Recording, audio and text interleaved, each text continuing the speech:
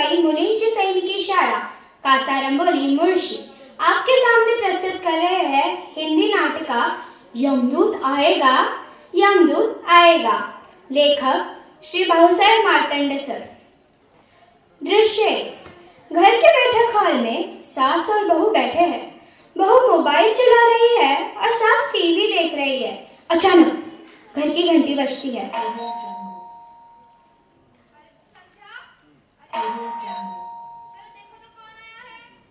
बहू गुस्से में कहती है,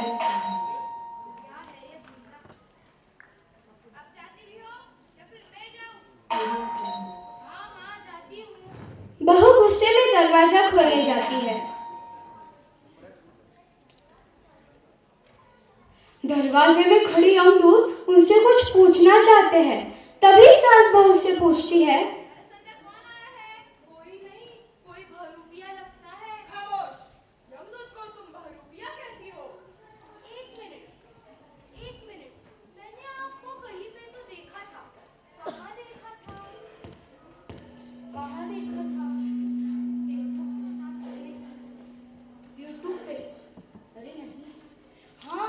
इंस्टाग्राम पे देखा था। आप वही है ना जो मनुष्य को मरने के बाद लेने के लिए आते हैं? हाँ, मैं वही हूँ। थोड़ी समझदार भी लगती हो। लेकिन आप यहाँ पे क्यों आए?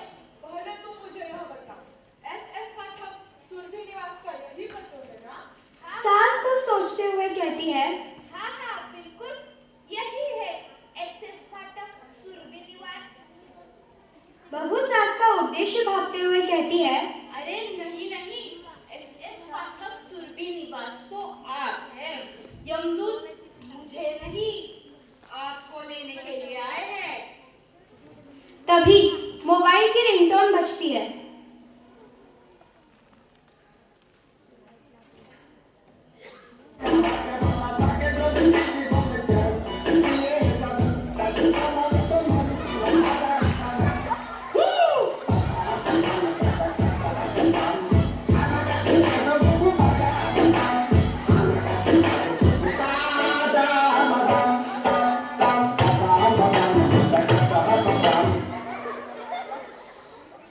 यमदूत फोन उठाते हुए कहते हैं, हेलो, हाँ जी महाराज, बोलिए। काम हुआ क्या? इतनी देरी क्यों लग रही है?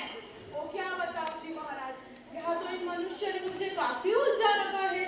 एक ही पते पर दो लोगों के नाम समान है। आप ही बताइए महाराज, अब मैं क्या करूं? हे यमदूत, एक काम करो, अपना एक प्रश्न उन दोनों से पूछो, सही जवाब देने वाले को छोड़ दो। जी महाराज। यमदूत उन दोनों से क्या प्रश्न पूछे इस बारे में सोचने लगता है।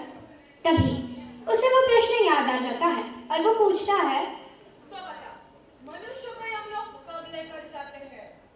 सास और बहू एक ही स्वर में उत्तर देते हैं, मनुष्य को हम लोग तभी लेकर जाते हैं जब मनुष्य करता है धूम्रपान, मद्यपान और बिना हेलमेट के चलाता है वाहन। मैं मन्नतें मांग रही थी और देखो वो आज पूरी होने वाली है। फिर यमदूत उन दोनों से पूछते हैं, आप में से एस पाठक कौन है, मुझे सच सच बताइए। ये है एस पाठक, ये है एस पाठक। दृश्य 2। साइली सास की पोती और बहू की बेटी पाठशाला से आते हुए। दरवाजे की घंटी बजती है। अरे ओ सन्नी बच्ची, जरा देखो तो कौन आया है। बहू गुस्से में फिर से दरवाजा खोलने जाती है।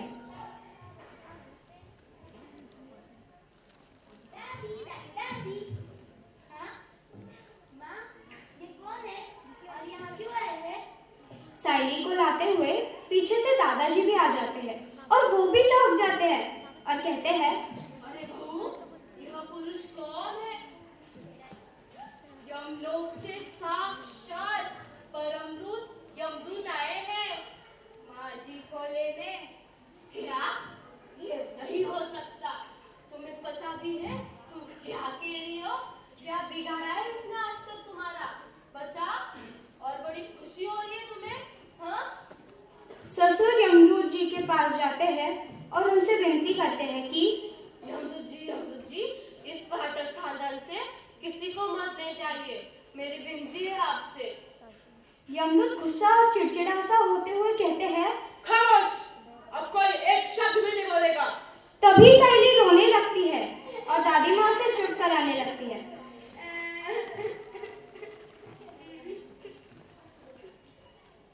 यमराज जी यमदूत को फोन करने लगते हैं।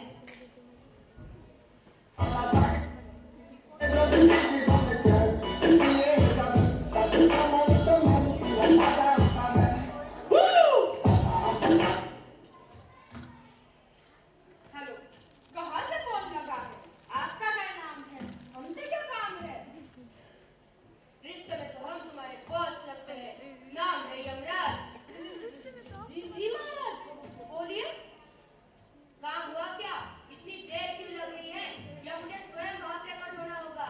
ओ क्या बताऊं जी महाराज, यहाँ तो चार ऐसे पाठक है, मुझे तो कुछ अब समझ में नहीं आ रहा। माफ कीजिए महाराज, ये हमसे ना हो पाएगा। रुको, परेशान न हो, मैं स्वयं वहां से कट होता हूँ। जी घर में पूरा सन्नाटा हो गया था, सभी बहुत डर गए थे और तभी दरवाजा खुलने की आवाज आती है। माँ, देखो कोई तो आया है। बहू घबरा गई और दौड़ के बोली,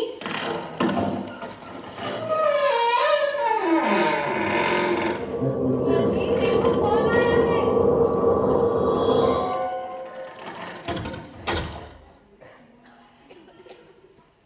सब डरकर बाहर आए और यमदूत आ गए थे और बोले, प्रणाम जी महाराज, आप इनके पास ध्यान न दें, ये तो पागल लोग हैं। तुमने मेरे यमदूत को बहुत परेशान किया है, अब तुम्हारी बारी। अरे प्रणाम जी यमराज, आप अंदर आइए, सभी परिवार कहता है।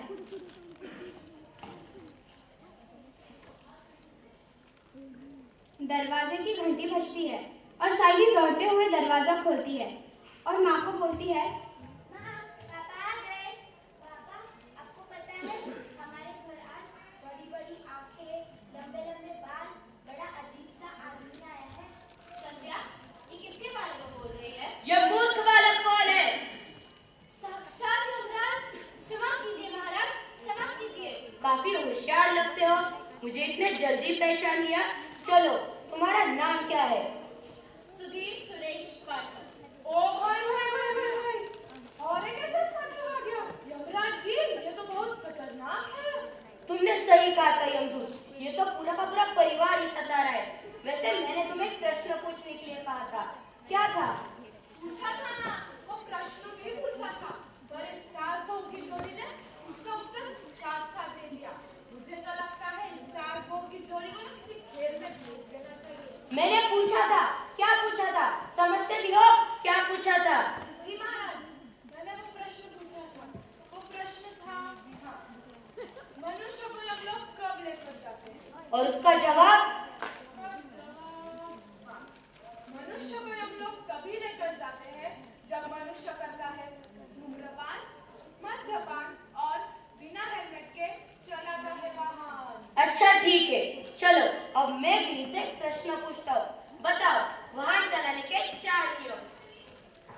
संध्या जल्दी से बोलती है, मुझे पता है, जब मनुष्य नशे में होकर वाहन चलाता है तब उसे पूरे 2000 रुपए का जुर्माना भरना पड़ता है। अब भी तुम्हारे पास 3 जवाब बाकी है। मुझे पता है। बिना नंबर प्लेट या जहाँ नो पार्किंग हो वहाँ गाड़ी पार्क करने पर पहली बार 500 रुपए और दूसरी बार 1500 रुपए का जुर्माना भरना पड़ता है। अब भी तुम्हारे पास 2 जवाब बाकी है। मैं बताता हूँ, जब हम अनाधिकृत वाहन चलाते हैं तो वो कानून के खिलाफ होता है और ऐसा करने से हमें पूरे 10,000 रुपए का जुर्माना भरना पड़ता है। यमदूत तभी बोलते हैं, इनके पास तो अब एक ही जवाब बाकी था।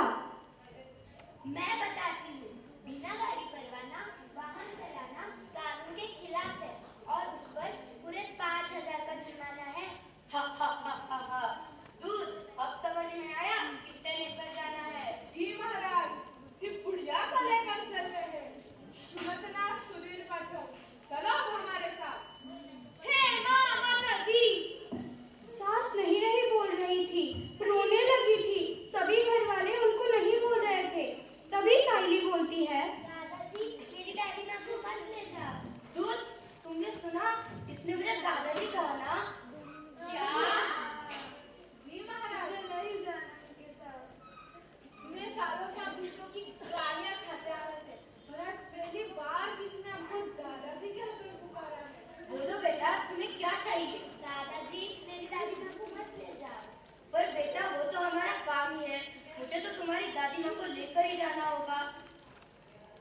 तभी ससुर जी बोलते हैं, पर महाराज, कुछ सालों पहले मरने के बाद सत्यवान भी तो वापस आए थे, तो मेरी सुलोचना क्यों नहीं आ सकती?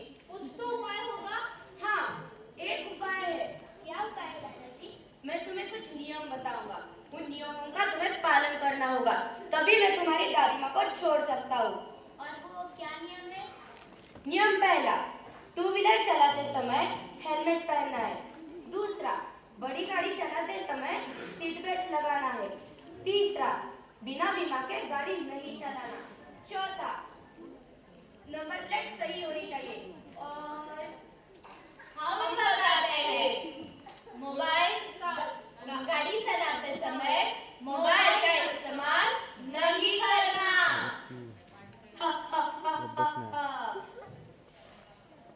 हंसते हुए महाराज कहते हैं, अगर तुम लोग इस नियमों का पालन करोगे तो मैं तुम्हारी दादी माँ को नहीं लेके जाऊंगा। सारा परिवार उन्हें कहता है, माफ कीजिए महाराज, अगर हमसे कोई भूल हो गई हो तो हमें माफ कर दीजिएगा। हम इन नियमों का जरूर पालन करेंगे। और याद रखो, हम चाय पानी का पान नहीं, किंतु अमृत पान करने जरूर आएंगे।